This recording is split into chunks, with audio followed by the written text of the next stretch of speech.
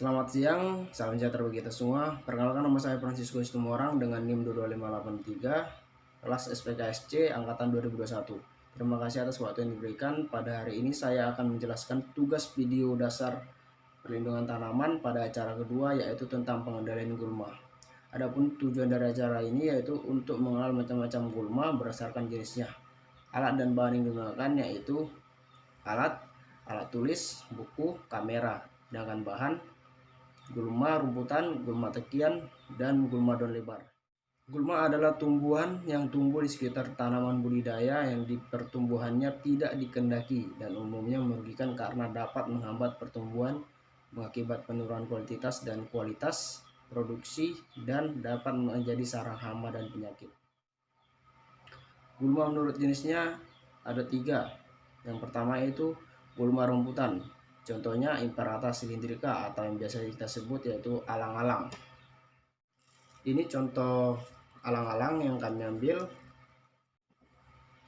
Alang-alang memiliki akar serabut yang tumbuh dari pangkal, batang, dan ruas-ruas pada rimpang.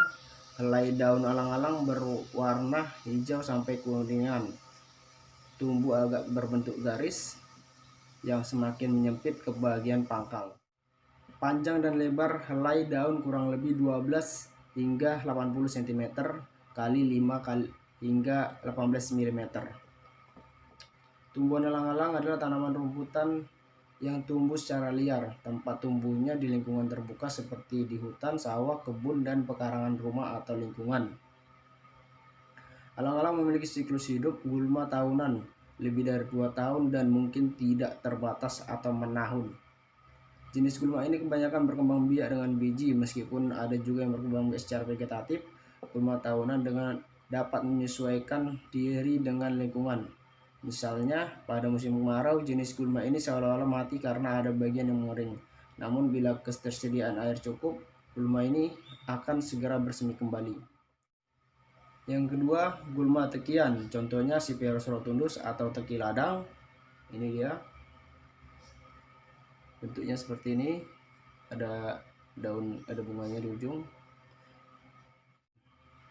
Gulma tekian pada umumnya batangnya berbentuk segitiga, kadang-kadang ada juga bulat dan biasanya tidak berongga. Ini dia batangnya segitiga. Daun tersusun dalam 3 deretan, tidak memiliki lidah. Ibu tangkai karangan bunga tidak berbuku-buku. Bunga sering dalam bulir atau spika atau anak bulir, biasanya dilindungi oleh suatu daun pelindung. Buahnya tidak membuka. Kelompok tekian memiliki daya tahan luar biasa terhadap pengendalian mekanis karena memiliki umbi batang di dalam tanah yang mampu bertahan berbulan-bulan. Habitat rumput teki tersebar luas di daerah tropis dan subtropis. Tumbuh hampir di semua jenis tanah, ketinggian, kelembapan, dan kelembapan pH. Habitat rumput teki tersebar luas di daerah tropis dan subtropis. Tumbuh hampir di semua jenis tanah, ketinggian, kelembapan tanah, dan pH, namun tidak di tanah dengan kadar garam tinggi. Tanaman ini diketahui bisa bertahan pada suhu tertinggi dalam bidang pertanian. Cyperus rotundus ini memiliki siklus hidup gulma tahunan lebih dari 2 tahun dan mungkin tidak terbatas atau menahun. Jenis gulma ini kebanyakan berkembang biak dengan biji, meskipun ada juga yang berkembang biak secara vegetatif. Gulma tahunan dapat menyesuaikan diri dengan lingkungannya. Misalnya pada musim kemarau, jenis gulma ini seolah-olah mati karena ada bagian yang mengering. Namun bila kesediaan air cukup, gulma ini akan segera bersemi kembali. Yang ketiga, gulma daun lebar. Contoh yang kami ambil yaitu Ageratum sinusoides atau yang biasa disebut dengan babadotan. Ini dia. Babadotan ini memiliki daun lebar dengan tulang daun berbentuk jala. Gulma ini biasanya tumbuh pada akar masa budidaya. Kompetensi terhadap tanaman utama berupa kompetensi cahaya. Habitat gulma ini mudah ditemukan di ladang, kebun, karangan tepi jalan, serta di selokan air.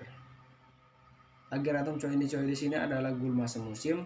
Dengan siklus hidup gulma semusim mulai dari berkecambah, berproduksi, sampai akhirnya mati berlangsung selama 1 tahun. Pada umumnya gulma semusim akan dikendalikan, namun pertumbuhannya sangat cepat karena produksi biji sangat banyak. Oleh karena itu, pengendalian gulma semusim memerlukan biaya yang besar. Sekian dari video yang telah saya buat. Jika ada salah atau kekurangan, saya minta maaf. Terima kasih, selamat siang, salam sejahtera.